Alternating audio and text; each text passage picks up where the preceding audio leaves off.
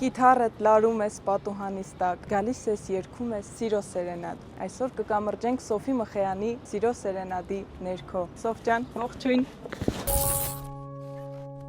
Սոֆ, դու վերջին 30 տարում շատ ակտիվ ես բեմում, բայց լուռ ես քո խոսքում։ Ես իրապես շատ շնորհակալ եմ, որ բացահայտելու հնարավորությունը ընձեռնեցիր կամուրջներին։ Ես եմ շատ շնորհակալ։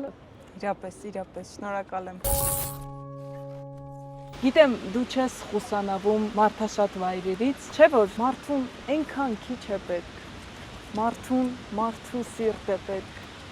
իրեն գոնե 3 րոպե լուռ լսող ականջ է պետք։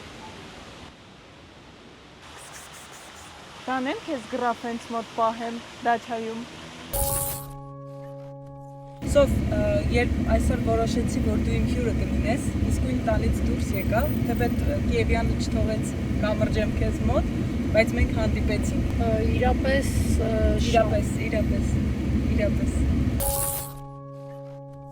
Օկա։ Սոֆ, ինչպիսին են կյանքիդ մաքարումները, ով է Սոֆին, Սոֆի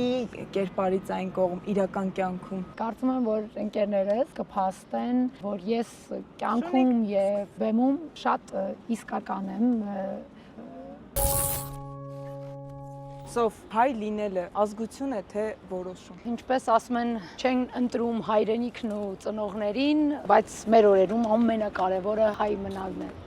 Իրապես։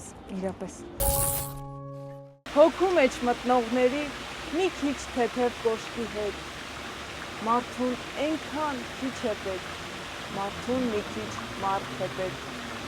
Այսպիսին էին այսօրվա կամուրջները, կհանդիպենք։